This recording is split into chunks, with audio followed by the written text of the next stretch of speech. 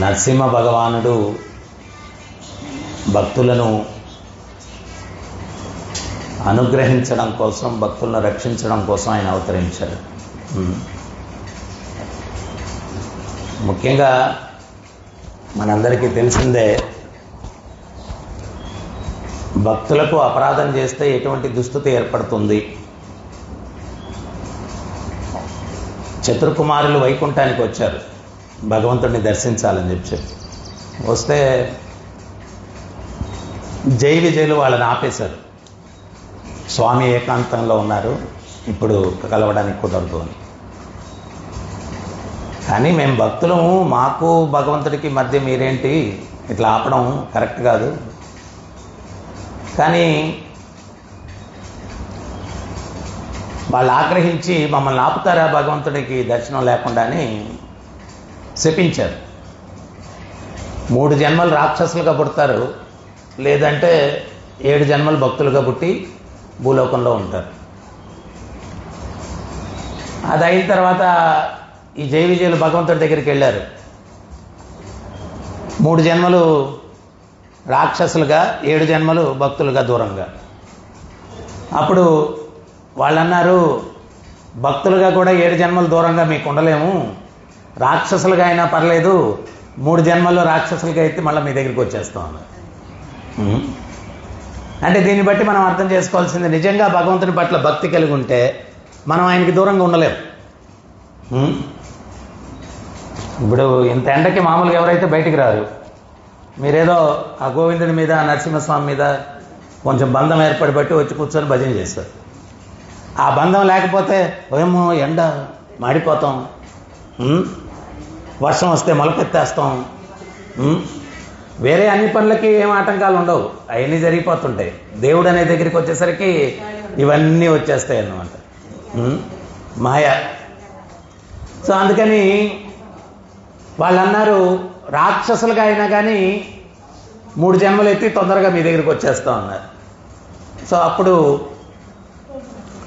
రావణాసురుడు, కుంభకర్ణుడు, హిరణ్యకశిపుడు, హిరణ్యాక్షుడు, తర్వాత శిశుపాలుడు, దంతవక్రుడు, ఈ 3 జన్మలు జై విజయులు రాక్షసులుగా వాళ్ళు అవతరించి ఆ యొక్క శాపానికి విమోచనం చేసుకొని భగవంతుడి దగ్గరికి మళ్ళా వెళ్ళిపోయారు.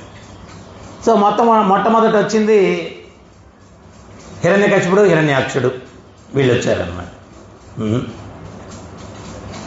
ఇక్కడ ఏంటి అంటే, మనం ఇక్కడ గమనించాలా, ఎవరన్నా బిడ్డ భక్తి మార్గంలోకి వెళ్తుంటే కలియుగంలో కూడా రాక్షసులు వద్దొద్దు అంటారు. చెడిపోతే పర్లే, మంచి మార్గంలో ఉంటే కష్టం. లక్ష్మణస్వామి రాముల వారి వెనకాల వస్తూ ఉంటే రాముల వారు చెప్పారంట, మీ అమ్మగారి పర్మిషన్ తీసుకోవయ్యా నా వెనకాల రావడానికి అన్నారంట. ఆమె దగ్గరికి వెళ్ళి, సుమిత్ర ఆమె దగ్గరికి వెళ్ళి, అమ్మ నేను రాముల వారి వెనకాల వెళ్ళాలనుకుంటాను, మీ అనుమతి కావాలంటే. ఆ తల్లి ఏం చెప్పింది తెలుసా, ఈ రోజు నుంచి నీకు తల్లిదండ్రులు ఎవరు అంటే సీతారాములు. లక్ష్మణుడికి తల్లి చెప్తుంది, నీకు తల్లిదండ్రులు ఎవరు అంటే సీతారాములు. నీ రాజ్యం ఏదయ్యా అంటే అయోధ్య కాదు, అరణ్యం. నీ రాజ్యం నివాసానికి ఏదయ్యా అంటే అయోధ్య కాదు, అరణ్యమే నీ రాజ్యం. వాళ్ళకి ఏ రకమైనటువంటి నొప్పి లేకుండా సేవ చేసుకొని నువ్వు గడుపు అని చెప్పి తల్లి ఆశీర్వదించి పంపించింది. సో తల్లులు వాటి ఉండాలా. అరే భగవద్భక్తి ఎన్ని జన్మలకు దొరుకుతుంది భగవద్భక్తి మార్గం. బహునాం జన్మనామంతే జ్ఞానవాన్మాన్ ప్రపద్యతే వాసుదేవ సర్వమితి సమహాత్మా సుదుర్లభ. ఈరోజు మీరు అందరూ అనుకోవచ్చు, ఏదో ఇక్కడ పుణ్యక్షేత్రంలో గుడి కట్టారు కాబట్టి వచ్చి జపం చేసుకుంటున్నాం, భజన చేసుకుంటున్నాం అని. ఇది ఎన్నో జన్మల యొక్క సుకృతి ఫలం. ఎన్నెన్నో జన్మల్లో కొంచెం కొంచెం కొంచెం భక్తి చేసుకోబట్టి ఈరోజు ఇక్కడ మీ అందరికీ అవకాశం కల్పించడానికి నాకు బుద్ధి కలిగించి భగవంతుడు ఈ మందిరం నిర్మించి ఇక్కడ స్వామి కొలువయ్యి మీకు సేవా భాగ్యాన్ని కలిగిస్తా ఉన్నాడు. భగవంతుడే స్వయంగా గీతలో చెప్తున్నాడు, ఒక జన్మలోది కాదయ్యా, ఎవడన్నా నా దగ్గరికి రావాలంటే ఎన్నో జన్మల సుకృతి ఫలం. బహునాం జన్మనామంతే జ్ఞానవాన్మాన్ ప్రపద్యతే వాసుదేవ సర్వమితి సమాత్మా సుదుర్లభ. ఎన్నో జన్మలు ఎత్తితే జ్ఞానం ఉంటుందంటే ఏంటి ఆ జ్ఞానం అంటే? అన్నిటికీ కారణం వాసుదేవుడే. అటువంటి మహాత్ములు అరుదు అంటున్నాడు. వాళ్ళని ఎవరు మహాత్ములు అంటున్నారంటే భగవంతుడే చెప్తున్నాడు, అటువంటి మహాత్ములు అరుదు.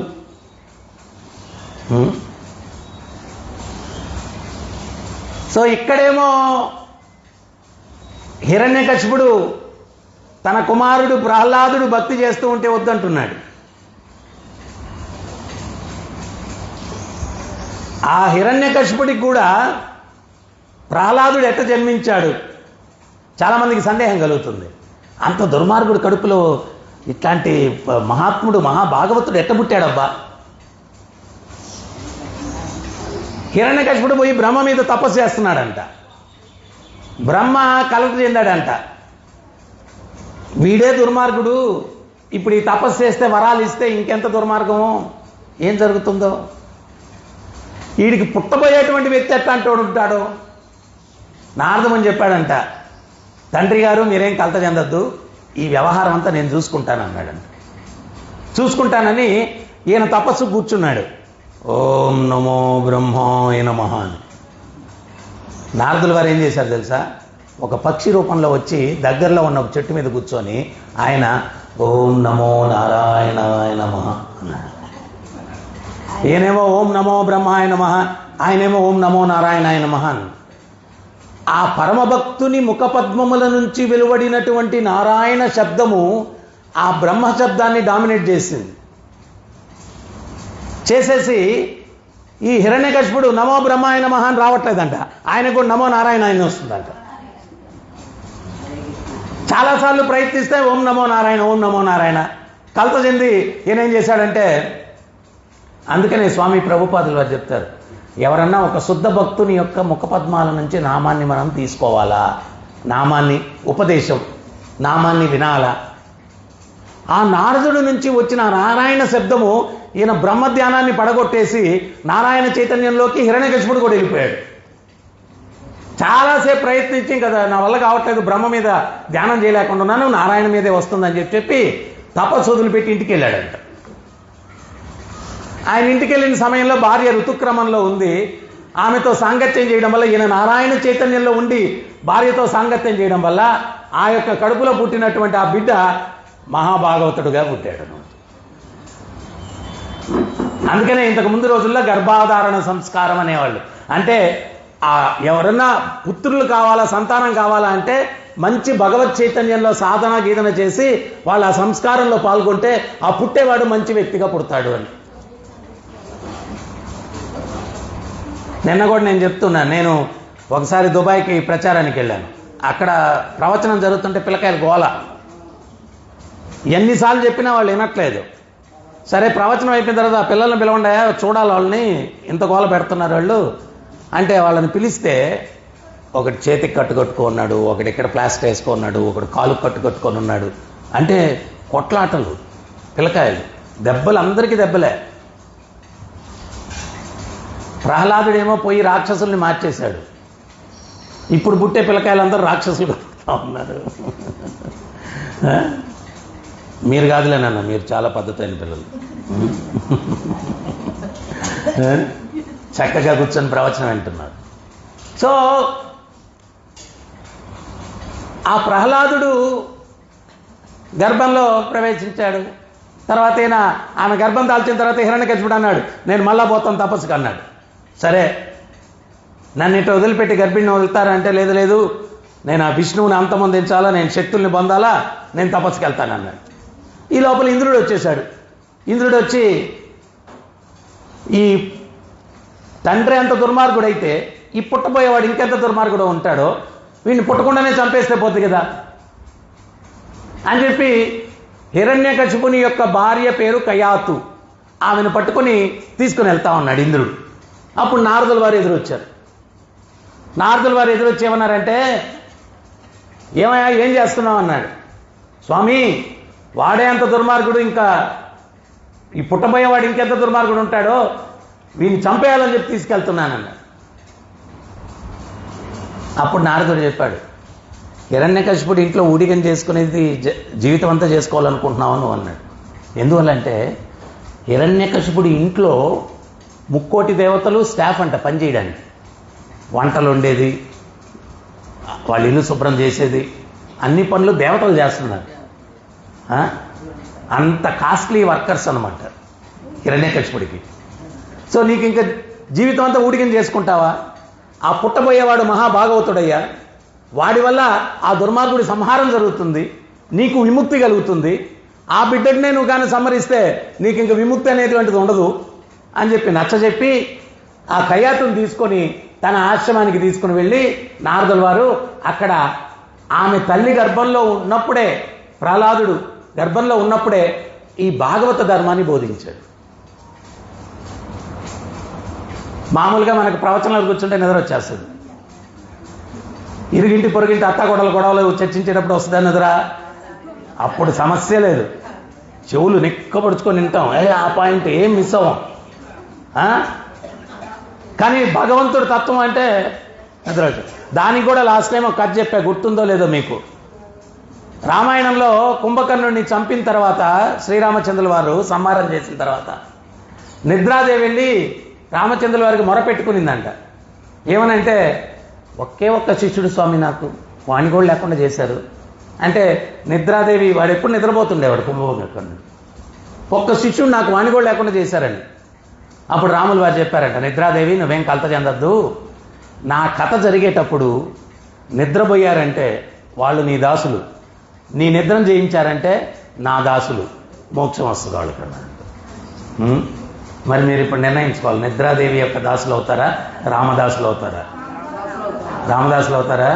హరే కృష్ణ హరే కృష్ణ కృష్ణ కృష్ణ హరే హరే, హరే రామ హరే రామ రామ రామ హరే హరే. ఎందువల్లంటే కలియుగంలో సత్సంగం దొరకడమే దుర్లభం. ఎందువల్లంటే కలి యొక్క ప్రభావం వల్ల దుస్సాంగత్యం ఎక్కువ, చెడు సాంగత్యం ఎక్కువ. కానీ సత్సాంగత్యం యొక్క గొప్పతనం ఏంటి అంటే, అంబరీషుల మహారాజుకి ఒక సోదరుడు ఉన్నాడంట, వాడి పేరు పాప పురుషుడు అంట. నారదుల వారు ఒకసారి వచ్చారు, వస్తే నారదుల వారికి అన్ని సేవలు చేసుకుంటే, నీకేమన్నా కోరిక ఉంటే కోరుకో ఇస్తానని చెప్పి నారదుల వారు అన్నారండి. అంబరీషుల వారు అన్నారు, మీలాంటి మహాత్ముల యొక్క ఆశీస్సులు, భగవంతుని ఆశీస్సులు నాకన్నీ బాగానే ఉన్నాయి. నాకు సోదరుడు ఉన్నాడు, వాడి పేరే పాప పురుషుడు, వాడు చెయ్యని అఘాయిత్యం లేదు. మీరు ముల్లోకాలు తిరిగి అందరినీ అనుగ్రహిస్తున్నారు, వాడి మీద మీ కరుణ చూపించండి అన్నారు. అంటే నారదుల వారు అక్కడికి వెళ్ళారంట. నారదుల వారు అక్కడికి వెళ్తే వాడు తప్పతాగి తూలుతున్నాడంట. నారదముని చూసి, ఏ దుర్మార్గుడా ఎందుకు వచ్చావు ఇక్కడికి అన్నాడు. ఎవరు దుర్మార్గుడు? కలియుగంలో మంచి మాట చెప్పండి వైరం వచ్చేస్తుంది, చెడు చెప్తే ఏ దోస్తి అమ్ నై చూడేగా అంటాడు. మంచి ఫ్రెండ్షిప్, చెడు చెప్తే. మంచి చెప్పామనుకోండి ఇంకా కొట్లాట వచ్చేస్తుంది. నారదముని వెళ్ళిపోయాడు. కొన్ని రోజుల తర్వాత మళ్ళా వస్తే మళ్ళా విజ్ఞప్తి చేసుకున్నాడు, ఏం స్వామి మా తమ్ముడి మీద కరుణ చూపించవచ్చు కదా అని. నారదముని మళ్ళా వెళ్తే, ఒకసారి చెప్తే అర్థం కావట్లా మళ్ళా వచ్చావేంటి అన్నాడు. అంటే, అయ్యా నీదేం తీసుకెళ్ళడానికి రాలేదు, మీ అన్నగారు కోరుకుంటే వచ్చాను, అయినా పుట్టిన వాడికి ఇట్టక తప్పదు. నిన్ను యమధర్మరాజు ఎత్తుకెళ్ళడానికి వచ్చినప్పుడు నా మాటగా ఒక మాట అడుగు అన్నాడు. ఏంటది అన్నాడు. లవమాత్ర సాధు సంఘం చేస్తే ఏమొస్తుందో అడుగు అన్నాడు. లవం అంటే క్షణములో 11వ భాగం అంట. క్షణములో 11వ భాగం, నిమిషానికి 60 సెకండ్లు ఉంటాయి. లవం అంటే క్షణంలో 11వ భాగం. అంత సమయం ఒక సాధువుతో సాంగత్యం చేస్తే వచ్చే ఫలితం ఏంటో అడుగు అన్నాడు. అడుగుతాలే పా అన్నాడు. నారదముని వెళ్ళిపోయాడు. వెళ్ళిపోతే వాడు ఈ చెడు అలవాట్లు అన్నీ మృత్యు వచ్చింది దగ్గరికి. యమధర్మరాజు వచ్చాడు. నారదముని చెప్పిన మాటలు జ్ఞప్తికి వచ్చాయి. అయ్యా నారదముని మిమ్మల్ని ఒక మాట అడగమన్నాడు. ఏంటి అన్నాడు. లవ మాత్రం సాధువుతో సాంగత్యం చేస్తే వచ్చే ఫలితం ఏంటి అన్నాడు. యమధర్మరాజు తలగీక్కున్నాడు. అరే మొదటిసారి వింటున్నాను, నాకు తెలియదు అన్నాడు. మరి ఇప్పుడు ఎట్టా అన్నాడు. బ్రహ్మ దగ్గరికి వెళ్ళి అడుగుతాం పదండి అన్నాడు. బ్రహ్మలోకానికి వెళ్ళారు. బ్రహ్మ అన్నాడు, వీడిని తీసుకుని వచ్చావు ఇక్కడికి సత్యలోకానికి అన్నాడు. స్వామి, వాడిని నరకానికి తీసుకెళ్లాలా?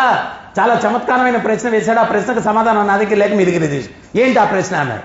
లవ మాత్రం సాధువుతో సాంగత్యం చేస్తే వచ్చే ఫలితం ఏంటి అన్నాడు. చతుర్ముఖ బ్రహ్మ, 4 తలలు ఉంటాయి ఆయన 4 తలలు గీరుకున్నాడు. నేను మొట్టమొదటిసారి వింటున్నాను, నాకు తెలియదు అన్నాడు. మరి ఇప్పుడు ఏం చేస్తాం అన్నాడు. కైలాసానికి వెళ్దాం, పరమశివుణ్ణి అడుగుదాం అన్నారు. ఆయన దగ్గరికి వెళ్ళి అడిగితే ఆయన కూడా నేను మొదటిసారి వింటున్నాను, నాకు తెలియదు అన్నాడు. మరి ఇప్పుడు ఏం చేస్తాం. విష్ణుమూర్తి దగ్గరికి వెళ్దామని చెప్పి వీడిని తీసుకుని విష్ణుమూర్తి దగ్గరికి వెళ్ళారు. విష్ణుమూర్తి వీళ్ళందరినీ చూడంగానే చమత్కారంగా, ఏమయ్యా వైకుంఠం మీదకి ఏమైనా దండయాత్రకు వచ్చారా ఏంటి, అందరు వచ్చారు, ఆడేవాడు వాడిని తీసుకొచ్చారన్నాడు. స్వామి, వాడిని నరకానికి తీసుకెళ్లాలా, చాలా పెద్ద పాపివాడు, కానీ ఒక చమత్కారమైన ప్రశ్న వేశాడు, ఆ ప్రశ్నకు సమాధానం మా దగ్గర లేక మీ దగ్గర తీసుకొచ్చా ఉన్నాడు. ఏంటి ఆ ప్రశ్న అన్నాడు. లవ మాత్రం సాధువుతో సాంగత్యం చేస్తే వచ్చే ఫలితం ఏంటి అని అడిగాడు అన్నాడు. అప్పుడు విష్ణుమూర్తి చెప్పాడు, స్వామి ఆయన ఇక్కడ వదిలి మీరు వెళ్ళిపోండి అన్నాడు. ప్రశ్న అడిగితే సమాధానం చెప్పకుండా వాడిని ఇక్కడ వదిలిపెట్టి వెళ్ళమంటారు ఏంటి స్వామి అంటే, మీరు అడిగిన ప్రశ్నకు అదే సమాధానం. లవ మాత్రం నారదముని అయినటువంటి సాధువుతో వాడికి సాంగత్యం లభించడం వల్ల యముడు, బ్రహ్మ, శివుడు వాడిని స్వయంగా వైకుంఠానికి తీసుకొచ్చారు. వైకుంఠానికి ఎవరైతే వస్తారో మళ్ళీ తిరిగి వెళ్ళరు, వాడిని ఇక్కడ వదిలిపెట్టి వెళ్ళిపోండి. లవ మాత్ర సాధు సంగ సర్వసిద్ధి హోయ్. చైతన్య మహాప్రభు కూడా అదే చెప్పారు. లవ మాత్రం సాధువుతో సాంగత్యం చేస్తే సర్వసిద్ధులు వస్తాయి. అన్నిటికన్నా గొప్ప సిద్ధి ఏంటి అంటే, ఈ జన్మ, మృత్యువు, ముసలితనం, వ్యాధి అనేటువంటి దుఃఖాలు ఉన్నటువంటి ప్రపంచం నుంచి శాశ్వతమైన పరిష్కారం, వైకుంఠం, దుఃఖం లేని ప్రదేశం, ఆయన్ని చేరుకునే మార్గం దొరకడం అంతకన్నా ఉత్తమమైన ప్రదేశం, అంతకన్నా ఉత్తమమైన చమత్కారమైంది. సో నారదముని భాగవతం చెప్తుంటే తల్లి గర్భంలోనే ఆ తల్లి నిద్రపోయిందంట, మనలాగే. మాట్లాడకుండా ఉంటే లాస్ట్లో ఎక్కువ ప్రసాదం, ఎవరైనా మాట్లాడితే ప్రసాదం తగ్గించేస్తాం, సైలెంట్గా ఉండాలి. సో అప్పుడు ఆ తల్లి నిద్రపోయింది. మరి ఎవరు కొట్టారు? తల్లి గర్భంలో ఉన్న ప్రహ్లాదుడు ఆయన నారదముని చెప్తుంటే భగవద్లీలలు కొట్టాడు. హిరణ్యకశిపుడికి ఏంటంటే, ఆయన్ని ఇప్పుడు గురుకులానికి పంపిస్తే ఇంత గొప్ప జ్ఞానం మాట్లాడుతున్నాడంటే ఎప్పుడు నేర్చుకున్నాడు, ఎవరు నేర్పించారు? ఆయన పుట్టకముందే నేర్చుకున్నాడు. అందుకని మన పెద్దోళ్ళు ఏం చెప్పేవాళ్ళంటే, ఎవరన్నా తల్లి గర్భంతో ఉంటే ఏమన్నా రామాయణం చదువు, ఏమన్నా మహాభారతం చదువు. ఇప్పుడు మనం సీరియల్ చదువుతున్నాం, ఆ పుట్టేవాడు కూడా ఆ సీరియల్స్తో పుడతా ఉన్నాడు. నేను ఊరికే చెప్పట్లేదమ్మా. మొన్న అమెరికాలో ఏం జరిగింది తెలుసా? ఒక పిల్లోడు సాయంత్రం 7 గంటలైతే ఏడుపు అంట, పుట్టిన తర్వాత కరెక్ట్గా 7 గంటలకు ఏడుస్తాడు అంటాడు. ఏడిస్తే వాళ్ళు ఎంత సముదాయించినా ఏడుపు ఆపట్లేదు. ఆయన వాడిని ఒక సైక్రాటిస్ట్ డాక్టర్ దగ్గరికి తీసుకెళ్లారు. అప్పుడు ఆ డాక్టర్ ఏమన్నాడంటే, అమ్మ ఆ టైంలో వాడు గర్భంలో ఉన్నప్పుడు నువ్వేం చేసేదానివి అన్నాడు. ఆమె చెప్పింది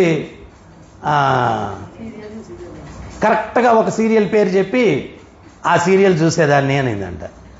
ఈరోజు సాయంత్రం ఆ సీరియల్ పెట్టే వాడు ఏడు పాపేస్తాడని. ఆ సీరియల్ పెట్టగానే వాడు ఏడు పాపేశాడు. వాడు అప్పుడే తల్లి గర్భంలో వాడు అలవాటు మీద ఆ సీరియల్ చూడడం, అది పెట్టగానే ఆపేశాడు. అప్పుడు వాళ్ళు డిసైడ్ చేశారు, తల్లి గర్భంలోనే పెట్టాడు, అన్ని అట్రాక్షన్స్ అక్కడే మొదలవుతాయి అని సైంటిస్టులు డిసైడ్ చేశారు. అందుకని మన పూర్వీకులు పెద్దవాళ్ళు ఏం చెప్పేవాళ్ళంటే, రామాయణం చదివితే వాడికి మంచి లక్షణాలు వస్తాయి, మహాభారతం చదివితే మంచి లక్షణాలు వస్తాయి. అందుకని అప్పట్లో మన పెద్దోళ్ళందరూ కూడా ఇప్పుడుండే దుర్మార్గపు చేష్టలు వాళ్ళ దగ్గర లేవు. చాలా పద్ధతి, చాలా ఇదిగా ఉండేవాళ్ళు. ఎందువల్లంటే వాళ్ళు పుట్టినప్పటి నుంచి, పుట్టక ముందు నుంచి కూడా ఆధ్యాత్మిక చింతనలో ఉండేటువంటి వాళ్ళు. సో హిరణ్యకశిపుడికి అర్థం కాలేదు, ఎట్ట వీడు భక్తి మార్గంలోకి వచ్చాడు, ఎవరు మార్చారు? తల్లి గర్భంలోనే అన్నీ నేర్చుకున్నాడు. అక్కడ ఉన్నటువంటి రాక్షస పిల్లలందరినీ కూడా మార్చేశాడు. వాళ్ళందరినీ కూడా భక్తి మార్గంలోకి తీసుకొని వచ్చాడు. సో ఈయన తట్టుకోలేకపోతున్నాడు. ఇప్పుడు తట్టుకోలేక ఏం చేశాడంటే సొంత కుమారుణ్ణే చంపేయమని చెప్పి ఆదేశాలు ఇచ్చాడు. ఆ రాక్షసులు వాళ్ళు ఆ ప్రహ్లాదుని ముద్దు ముఖార విందము చూసి వాళ్ళు తట్టుకోలేక, ఏమయ్యా మీ నాయన మాట వినవయ్యా, మీ చేతులు రావట్లేదు నిన్ను చంపడానికి. ప్రహ్లాదుడు ఏమన్నాడు తెలుసా? మనుషులు పెరిగారు, మీరు బుద్ధి పెరగలేదయ్యా మీకు. మీరు మా నాన్నగారు నన్ను చంపేయాలనుకుంటే నేను చనిపోతానని చెప్పి అనుకుంటున్నారా? ఆ శ్రీహరి నిర్ణయిస్తే నేను మరణిస్తాను, కానీ మీరు నిర్ణయిస్తే నేను మరణించను అని చెప్పాడు. ఆ శ్రీహరి నిర్ణయిస్తే నేను మరణిస్తాను, మీరు నిర్ణయిస్తే నేను మరణించను. చాలా మందికి తెలియదు ఈ విషయం. అసలు రక్షకుడు ఎవరు? ఆ భగవంతుడు. చైతన్య మహాప్రభు చెప్పారు, రాకే కృష్ణ మారేకో, మారే కృష్ణ రాకేకో. కృష్ణుడు ఎవరినన్నా కాపాడాలనుకుంటే వాడిని ఎవ్వరూ ఏం చేయలేరు, కృష్ణుడు ఎవరినన్నా చంపాలనుకుంటే వాడిని ఎవరు కాపాడలేరు. హిరణ్యకశిపుడిని చంపాలనుకున్నాడు, ఎవరన్నా కాపాడగలిగారా? ప్రహ్లాదుని రక్షింపాలనుకున్నాడు, ఎవరన్నా శిక్షించగలిగారా? కానీ మనకు అవగాహన లేకుండా భగవంతుడిని నిందిస్తూ ఉంటాం. ఉదయం కూడా నేను ఒక కథ చెప్తా ఉన్నాను. ఒక భక్తుడు ఉన్నాడంట. ఆయన రోజు భక్తి చేసేవాడు, గుడికి వెళ్ళేవాడు, గుడి శుభ్రం చేసేవాడు, భగవంతుడికి సేవ చేసేవాడు.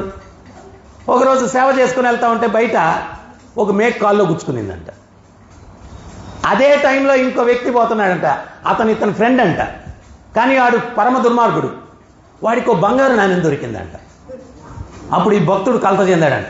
నేను రోజు సేవ చేస్తాను, నాకేమో మేక గుచ్చుకునింది, వాడు దుర్మార్గుడు, వాడికి బంగారు నాణ్యం దొరికింది. అట్లా కొంచెం ముందుకు వెళ్తే ఒక చెట్టు కింద ఒక భక్తుడు కూర్చొని, సాధువు గురువు గారు, ఆయన జపం చేసుకుంటున్నారంట. హరే కృష్ణ కృష్ణ కృష్ణ హరే హరే, హరే రామ రామ రామ హరే హరే. ఆ భక్తుడి దగ్గరికి వెళ్ళి గురుగారి దగ్గరికి వెళ్ళి, గురుగారు నాకేం అర్థం కావట్లేదండి, నేను రోజు భగవంతుడిని సేవిస్తాను, నాకేమో మేక గుచ్చుకునింది, వాడు పాపాత్ముడు, వాడికి బంగారు నాణ్యం దొరికింది, ఇది ఎట్టండి అర్థం చేసుకోవాలా, నేను భక్తి చేస్తే నాకెట్టెందుకు జరిగింది? అప్పుడు ఆ గురువు గారు దివ్య దృష్టితో చూసి చెప్పారంట, ఒరే నాయనా, నువ్వు పూర్వజన్మలో చేసుకున్నటువంటి పాపాల పర్యవసానం ఈరోజు నువ్వు మరణించాలా, కానీ ఈ జన్మలో భక్తి చేసుకోవడం వల్ల నువ్వు మరణించాలా అనేది తొలగించి భగవంతుడు మేగ్గుచ్చుకునే దాంతో ఆపేశాడు. కానీ వాడు నీ స్నేహితుడు ఎవరైతే ఉన్నాడో, వాడు పూర్వజన్మలో చేసినటువంటి పుణ్యాల యొక్క ఫలితం ఈరోజు వాడికి పెద్ద నిధి దొరకాల, కానీ ఈ జన్మలో వాడు చేసిన పాపాలకి నిధి దొరకకుండా ఒక్క బంగారు నాణ్యం దొరికింది.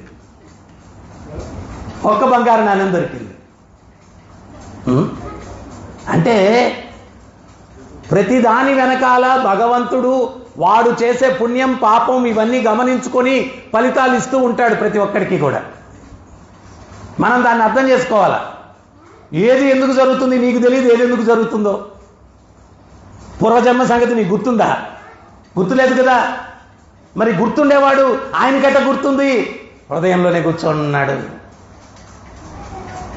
సర్వస్య చాహం హృది సన్నివిష్టు, నేను హృదయంలో తిష్ట వేసి ఉన్నాను. భగవద్గీతలో భగవంతుడు చెప్తున్నాడు, ఎక్కడున్నాను నేను? బయట లేను, లోపలే కూర్చొని ఉన్నాను. కనకదాసు వారి గురువు గారు వ్యాసతీర్థుల వారు శిష్యులందరికీ అరటి పండిస్తాడు. ఇచ్చి, అయ్యా శిష్యులారా, ఎవ్వరు చూడకుండా తినరండి అంటాడు. ఒక్కొక్కడు వెళ్తాడు, తినేసి మూతులు తుడుచుకుంటా వస్తారు. ఒక శిష్యుని అడుగుతాడు, నువ్వెక్కడ తిన్నావు అంటాడు. గురువు గారండి, బావి లోపలికి వెళ్ళి తిన్నానండి, ఎవ్వరు చూడలేదండి అంటాడు. ఇంకొన్ని అడుగుతాడు, నువ్వెక్కడ తిన్నావు అంటాడు. గురువుగారండి, గది తలుపులన్నీ బంధించి తిన్నానండి, ఎవ్వరు చూడలేదండి అంటాడు. ఇంకొన్ని అడుగుతాడు, నువ్వెక్కడ తిన్నావు అంటాడు. గురువుగారండి, పొద లోపలికి వెళ్ళి తిన్నానండి, ఎవరు చూడలేదండి అంటాడు. కనకదాస్ చేతిలో అరటిపండు అట్టాగే ఉంది. నాయనా నువ్వు తినలేదంటాడు. గురువుగారు, ఎవ్వరూ చూడని ప్రదేశంలో తినమన్నారు, ఆ సర్వవ్యాపకుడు భగవంతుడు చూడని ప్రదేశమే లేదు, అందుకని తినలేకపోయాను, తీసుకొచ్చేసానండి.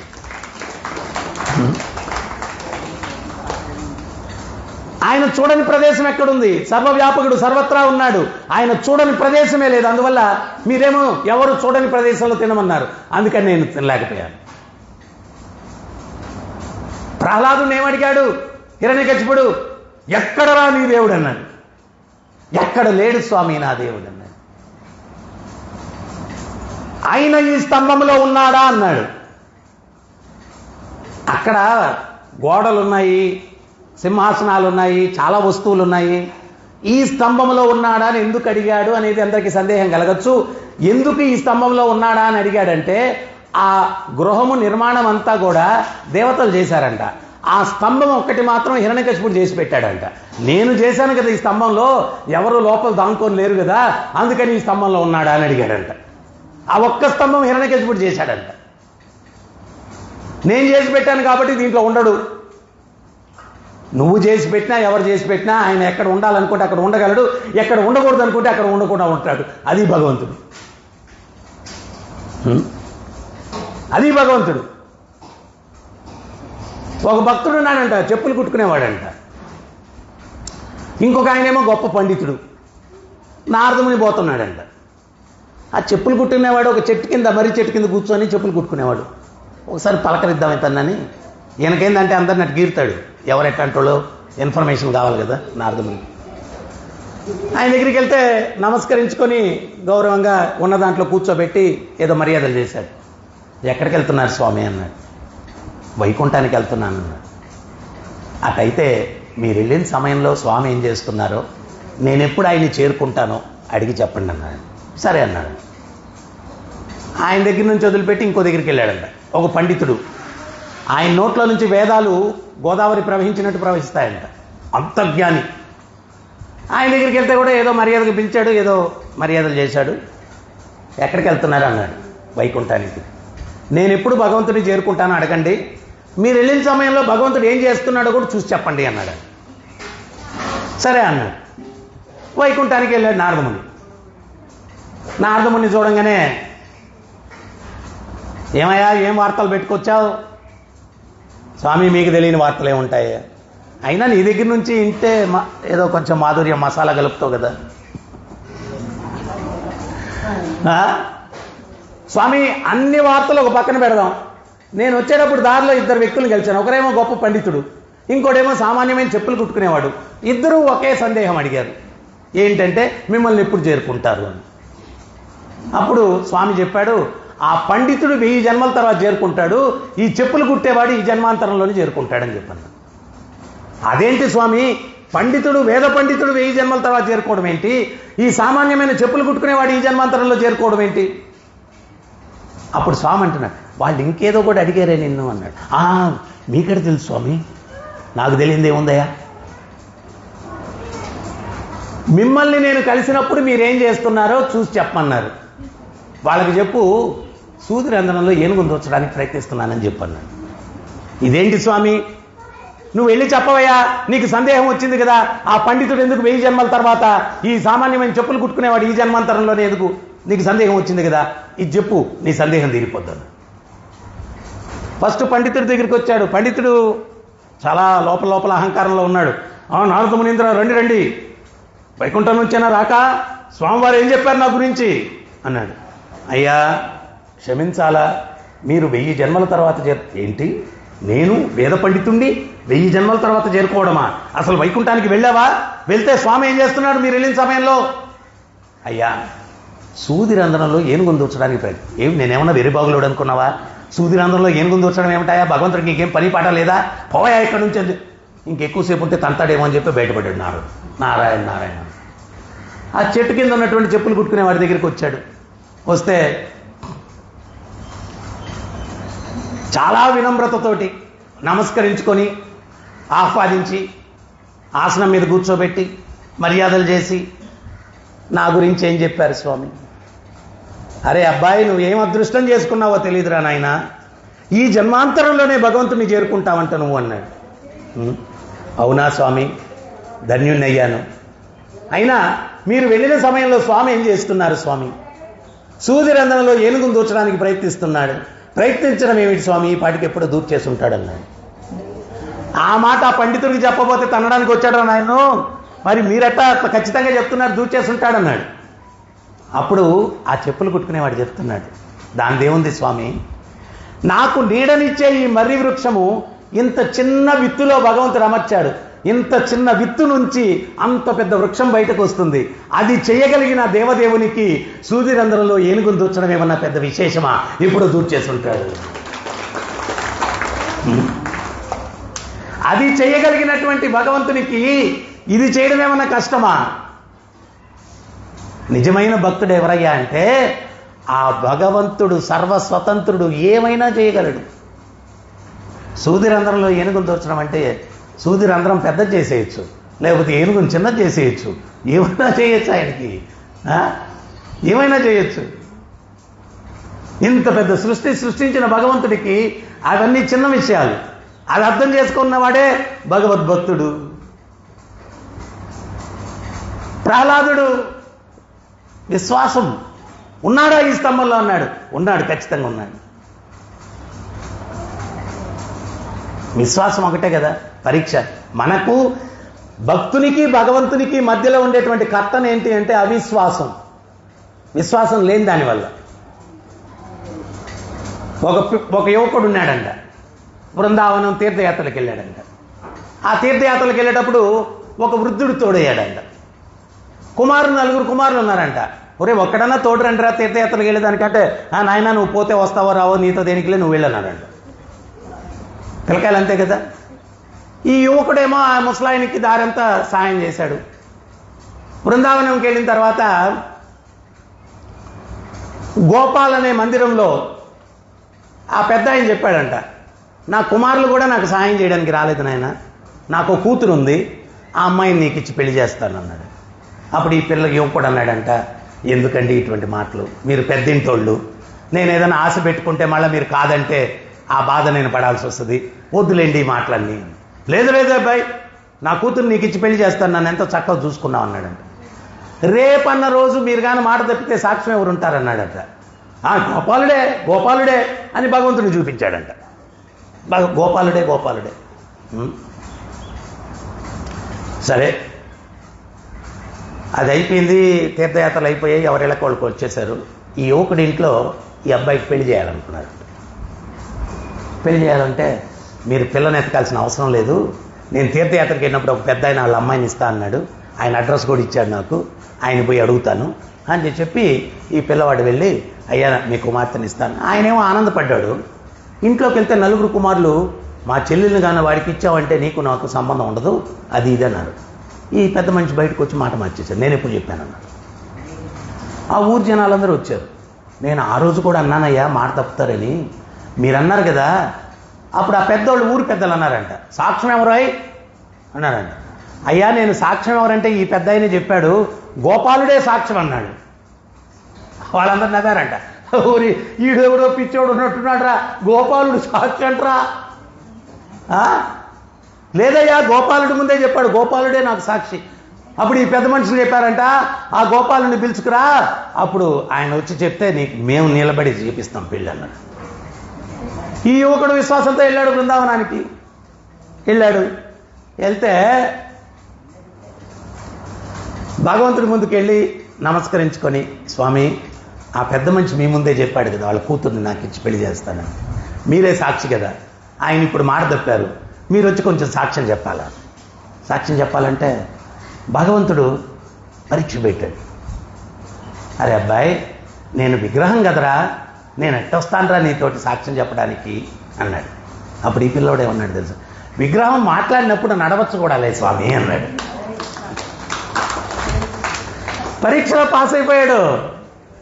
విగ్రహం మాట్లాడగలిగినప్పుడు నడవచ్చులే స్వామి అన్నాడు. మనకు భగవంతుడికి మధ్య ఆ విశ్వాసం అనేదే అడ్డం. ఆ విశ్వాసం పూర్తిగా ఉందనుకోండి, ఆయన మనతోనే ఉంటాడు, ఎల్లవేళలా మనతోనే ఉంటాడు. మనకు విశ్వాసం లేదు కాబట్టి దూరంగా ఉన్నట్టు ఆయన నటిస్తున్నాడు, కానీ మనతోనే ఉంటాడు. సో ప్రహ్లాదుడు తండ్రి అడిగాడు, ఎక్కడున్నాడు నీ దేవుడు అని, ఎక్కడున్నాడు నీ శ్రీ అని. ఎక్కడ లేడు తండ్రి, అరే నీకు ఎన్నిసార్లు చంపేయడానికి ప్రయత్నం చేసినా నువ్వు బతుకుతున్నావు, ఎక్కడి నుంచి వస్తుంది రా శక్తి అన్నాడు. నీకెక్కడి నుంచి వస్తుందో అక్కడి నుంచే నాకు వస్తుంది. ప్రతి జీవికి ఊపిరెవరు? భగవంతుడే. శక్తి ఎవరు? భగవంతుడే.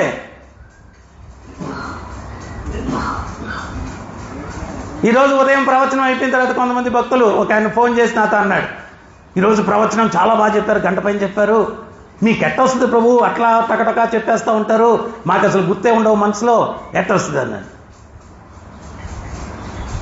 ఆ భగవంతుడు, ఆ గురువు కృప వల్ల ఏదో నలుగురికి భగవంతుడి గురించి చెప్పాలనేటువంటి తపన నాలో ఉంది కాబట్టి వాళ్ళు శక్తినిస్తున్నారు, వాళ్ళు జ్ఞాపక శక్తినిస్తున్నారు, వాళ్ళు జ్ఞానం ఇస్తున్నారు, చెప్పగలుగుతున్నాను. లేకపోతే నేను ఎక్కడ చెప్తాను? వాళ్ళు ఇచ్చేదే, మన చేతుల్లో ఏముంది?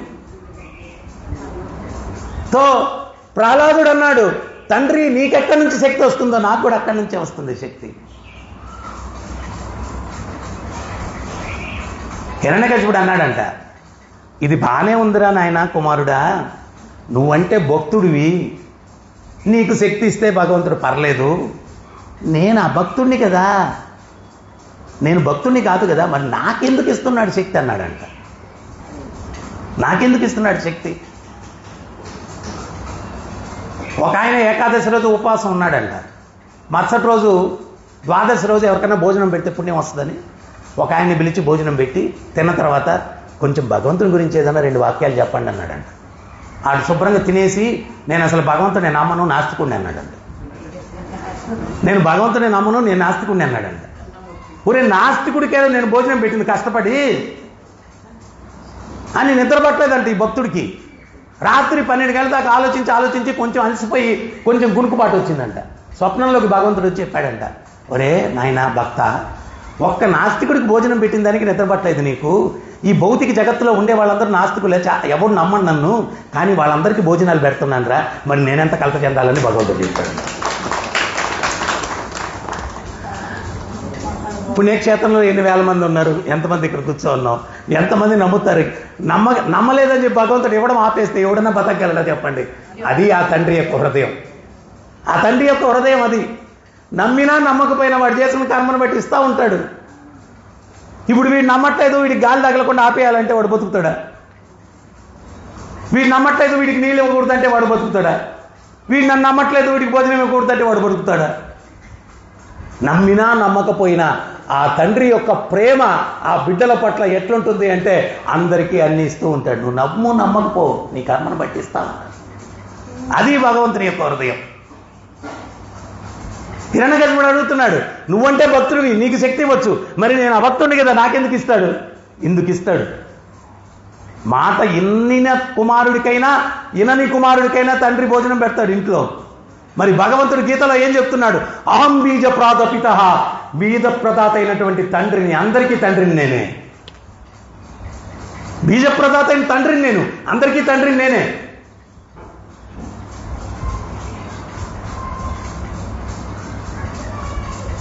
ఈ స్తంభాన ఉన్నాడు, విశ్వాసంతో చెప్పాడు, ఉన్నాడు. స్తంభాన్ని పిడికిలతో పోయి ఛేదించాడు. ఛేదిస్తే ఉగ్రం వీరం మహావిష్ణుం జ్వాలంతం సర్వతోముఖం నరసింహం భీషణం భద్రం నృత్యం నృత్యం నమామ్యహం. స్తంభం నుంచి వెలువడ్డాడు స్వామి, భీకరమైన రూపంతో వెలువడ్డాడు. వీడంటున్నాడు, నువ్వు నన్ను చంపలేవయ్యా, నాకు చాలా ప్రత్యేకమైన వరాలు ఉన్నాయి, నువ్వు నన్ను చంపలేవన్నాడు. దేవతల చేత, దానవుల చేత, మానవుల చేత, మృగముల చేత, ఎవరి చేత నేను సంహరింపబడకూడదు. ఆకాశమున సంహరింపబడకూడదు, భూమి మీద సంహరింపబడకూడదు, ఇంటి లోపల సంహరింపబడకూడదు, ఇంటి బయట సంహరింపబడకూడదు, రాత్రి కాదు పగలు కాదు, ఏ ఆయుధము చేత నేను సంహరింపబడకూడదు. భగవంతుడు చెప్తున్నాడు, ఓరి పిచ్చోడా, నేను మోసగాళ్ళకి మోసగానిరా, నన్ను మోసం చేయాలని వరం కోరుకున్నావు నువ్వు, కానీ నేను ఈ రూపంలో రావడానికే కారణం అది. నన్ను నువ్వు నరుడు అంటావా, సింహం అంటావా? నరసింహ, రెండు కాదు. నరుడని పూర్తిగా చెప్పలేవు, సింహం అని పూర్తిగా చెప్పలేవు. అంటే మనం ఏమనుకుంటామంటే నేను భగవంతుని మోసం చేయగలను, చాలా తెలియగలను. ఎవరో ఒక భక్తుడు తిరుపతి వెంకన్న బాబుకి ఆయన వ్యాపారంలో పార్ట్నర్ చేసుకున్నాడంట. నాకు వచ్చిన ఆదాయం 50% నీకు 50% నాకు అన్నాడంట. అట్లా అనుకొని మొక్కొచ్చిన తర్వాత వాడి జీవితం అంతా నష్టాలేనంట. అప్పటి నుంచి విపరీతమైన ఆదాయం అంట. వాడు మొదటిసారి ఆదాయం వచ్చినప్పుడు సగం తీసుకొని వెళ్ళాడంట. బుద్ధి ఎట్టుంటుందో, ఆ కాటేజీలోకి పోయిన తర్వాత దేవుడికి చెప్పాము సగం సగం అని, ఆయన ఏమన్నా చూస్తాడా నేను ఇస్తే ఇకపోతే అని చెప్పి ఏదో దాంట్లో ఒక 10% ఎంతో పెట్టుకొని మిగిలింది రూమ్లో పెట్టుకొని వెళ్ళి ఆయన ఉండిలో అయిపోయాడంట. వాడు బాగా ఆదాయం వచ్చిందని వాడికి వచ్చిన సగంలో వజ్రాల ఉంగరం ఒకటి కొనుక్కొని ఉన్నాడంట. ఇప్పుడు మాత నాకు ఉంగరం ఇచ్చింది, వెండి ఉంగరం.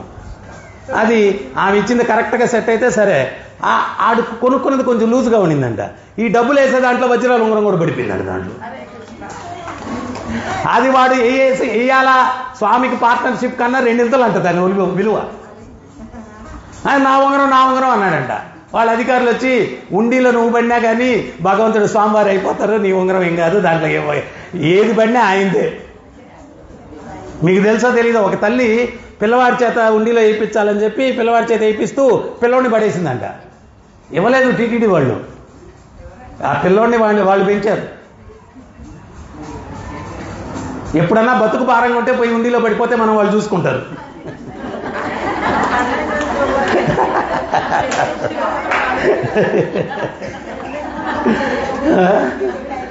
సో మనం భగవంతుడిని మోసం చేసేంత శక్తివంతులు. భగవంతుడు అరే నువ్వు ఆ వరాలు కోరుకున్నావు, నీ ఊహకందరి రూపంలో వచ్చా నేను. నరసింహ రాత్రి కాదు పగలు కాదన్నాం, ద్విసంధ్య సాయం సంధ్య వేళ. అప్పుడు చీకటి ఉంటుంది, వెలుతురు ఉంటుంది, 2 మిశ్రమం. ఇంటి లోపల కాదు, ఇంటి బయట కాదు, గడప మీద, ఆకాశంలో కాదు, భూమి మీద కాదు, నా తొడల మీద. ఏ ఆయుధము చేత కాదు, నేను చంపడానికి ఆయుధం కావాలంటే నా వేలి గోర్లు చాలు, నా కమ్ములు చంపేశారు. అంత గొప్ప భక్తుడు ప్రహ్లాదుడు. ఈ ప్రహ్లాద చరిత్ర అంతా కూడా ధర్మరాజు రాజసూయ యజ్ఞం చేస్తూ ఉంటే, ఆ రాజసూయ యజ్ఞంలో ధర్మరాజు నారదముని అడిగితే కృష్ణుని యొక్క సమక్షంలో ఈ ప్రహ్లాద చరిత్రని నారదముని చెప్పాడంట. కృష్ణుడు కూడా దాన్ని వింటూ ఉన్నాడంట. కృష్ణుని సమక్షంలో చెప్పాడంట ఈ ప్రహ్లాద చరిత్ర నారదుల వారు ధర్మరాజుకి.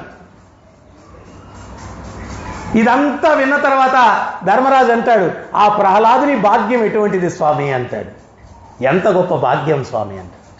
అప్పుడు నారదుడు అంటాడు, ఏమయ్యా ప్రహ్లాదుని భాగ్యాన్ని కొనియాడుతూ ఉన్నావు, నీ భాగ్యానికి తక్కువేమయ్యా. మీ ఇంట్లో పనివాడయ్యాడు, మీ ఇంట్లో సకుడయ్యాడు, మీ ఇంట్లో సేవకుడయ్యాడు, మీ ఇంట్లో బంధువయ్యాడు, నీ భాగ్యానికి తక్కువేంటయ్యా ధర్మనందన అన్నాడు నారదుడు. నీ భాగ్యానికి తక్కువేంటి? మనం ఎప్పుడైతే ఆ స్వామికి శరణాగతి పొందుతామో మన యోగక్షేమం చూసుకునేదానికి ఏ స్థాయి కన్నా దిగజారిపోతాడు భగవంతుడు. ఏ స్థాయి కన్నా దిగజారిపోతాడు. రథములో కూర్చున్నాడు, రథాన్ని నడిపించడానికి అర్జునుడి కోసం, తన భక్తుని కోసం. ఆ యుద్ధంలో కుడి పక్కకు వెళ్ళు, ఎడం పక్కకు వెళ్ళు అని చెప్పేదానికి కూడా సమయం ఉండేది కాదంట. కుడి పక్కకి వెళ్ళాలంటే కుడికాలతో స్వామిని తన్నేవాడంట అర్జునుడు. అప్పుడు కుడి పక్కకి వెళ్ళేవాడంట. ఎడం పక్కకి వెళ్ళాలంటే ఎడమ కాలుతో అట్లా తగిలిస్తే అప్పుడు ఎడం పక్కకి వెళ్ళేవాడంట. తన భక్తుని కోసం కాళ్ళ దెబ్బలు కూడా తిన్నటువంటి మహోన్నత హృదయం ఆ దేవదేవుడిది. అంత గొప్ప స్వామి. ఈ ప్రపంచంలో ఎవరైనా 99 రోజులు సేవ చేయండి మీరు, ఒక్కరోజు కుదరకపోతే వీడ పనికి మాలోడనేస్తాడు. అటువంటి వ్యక్తులకు శరణాగతి పొందడమా, లేకపోతే ఇటువంటి కరుణామూర్తి అయినటువంటి ఆ స్వామికి శరణాగతి పొందడమా? మనం నిర్ణయించుకోవాలి. రామాయణంలో అరణ్యవాసం చేస్తున్నాడంట, ముళ్ళు గుచ్చుకున్నాయంట పాదాలకి. గుచ్చుకుంటే లక్ష్మణుడు వాటిని తీసేయబోతే వద్దన్నాడంట. 7 రోజులైందంట. సీతమ్మ తల్లి దగ్గరికి వెళ్ళి, అమ్మా ఆ పాదాల్లో ఆ ముళ్ళు చూడలేకుండా ఉన్నాను, ఆయన్ని అనుమతించమనమ్మా ముళ్ళు తీయడానికి అన్నాడంట లక్ష్మణుడు. సీతమ్మ వెళ్ళి, స్వామి ఎందుకు ఆ పాదాల్లో ముళ్ళు అట్లాగా పెట్టుకున్నారంటే అప్పుడు చెప్తున్నాడంట, సీత, నా పాద పద్మాలకు ఎవరు ఆశ్రయం తీసుకుంటే వాళ్ళని తిరస్కరించనని మాట ఇచ్చాను. ఆ ముళ్ళు నా పాదాల ఆశ్రయం తీసుకున్నాయి. తీసేస్తే తిరస్కరించిన వాడిని అవుతాను, మాట తప్పిన వాడిని అవుతాను. అందుకని నేను ఆ ముళ్ళు తీనియట్లేదన్నాడు. తీనియట్లేదన్నాడంట. అది రాముడు. ఆ శ్రీరామచంద్రుని యొక్క హృదయం అటువంటిది. రామేశ్వరం దగ్గర ధనుష్కోటి దగ్గరికి వెళ్ళారంట. విభీషణుడు వచ్చి పాహిమాం పాహిమాం రక్షమాం రక్షమాం అన్నాడు. విభీషణుడితో రాముల వారు అంటున్నారంట, కల్పజందదు లంకకి రాజుని చేస్తాను నిన్ను అన్నాడు. ఈ వానరాలు అంటున్నారంట, ఏమయ్యా స్వామి, ఆ కుటుంబం అంతా దుర్మార్గులు, ఇతన్ని రాజుని చేస్తానంటున్నారు. అప్పుడు రాముల వారు అంటున్నారంట, వానరోత్తములారా, విభీషణుడే కాదు రావణుడు వచ్చినా రాజుని చేస్తాను అన్నాడంట. విభీషణుడిని లంకకి రాజుని చేస్తే రావణుడు వస్తే ఎక్కడ రాజుని చేస్తారయ్యా అన్నాడంట వాళ్ళు వానరాలు. విభీషణుడిని లంకకి రాజుని చేస్తే రాముల వారిని రావణాసురుణ్ణి అయోధ్యకు రాజుని చేస్తానన్నాడంట. మరి అయోధ్యకు రాజుని చేయమని భరతుణ్ణి చేయమని చెప్పి మీ తండ్రి గారు కోరుకున్నారు కదా అంటే, రావణాసురుని అయోధ్యకు రాజుని చేస్తే భరతుణ్ణి వైకుంఠానికి రాజుని చేస్తానన్నాడంట. మరి వైకుంఠానికి భరతుణ్ణి రాజుని చేస్తే మీరెక్కడుంటారు స్వామి అన్నాడంట. నాకు ఉండడానికి ఏ ప్రదేశము లేకపోతే నా భక్తాగ్రేసుడైనటువంటి హనుమంతుని హృదయ సామ్రాజ్యంలో కొలువవుతాను, ప్రదేశంతో నాకు పని లేదన్నాడు. నా భక్తాగ్రేసుడైనటువంటి హనుమంతుని హృదయ సామ్రాజ్యంలో నేను కొలువవుతాను, నాకు ప్రదేశంతో పని లేదు. అంత విశాల హృదయం కలిగిన భగవంతుని హృదయంలో కదా ఇంత చోటు సంపాదించుకునేదానికి మనం ప్రయత్నించాలా? అంతే కదా. ఇక్కడ కుళ్ళు హృదయాలు, వాటిల్లో చోటు దొరికినా కానీ దుర్వాసన, దుర్గంధం, కుళ్ళు మనుషులు ఉండలేదు. సో ఆ భగవంతుని యొక్క గొప్ప హృదయం, ఆ స్వామి యొక్క హృదయంలో అంత చోటు కోసం ప్రయత్నించాలి.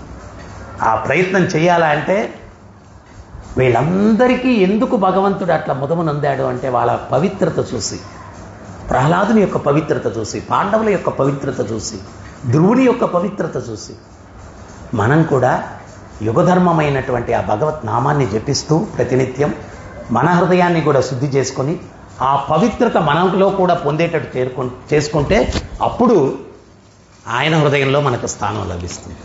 అందుకని క్రమం తప్పకుండా ప్రతినిత్యం కూడా ఆ భగవత్ నామాన్ని జపించడానికి ప్రయత్నించండి. హరే కృష్ణ హరే కృష్ణ కృష్ణ కృష్ణ హరే హరే హరే రామ హరే రామ రామ రామ హరే హరే హరే కృష్ణ హరే కృష్ణ కృష్ణ కృష్ణ హరే హరే హరే రామ హరే రామ రామ రామ హరే హరే హరే కృష్ణ హరే కృష్ణ కృష్ణ కృష్ణ హరే హరే హరే రామ హరే రామ రామ రామ హరే హరే. ప్రతినిత్యం జపించండి, ఆనందించండి, తరించండి. హరే కృష్ణ.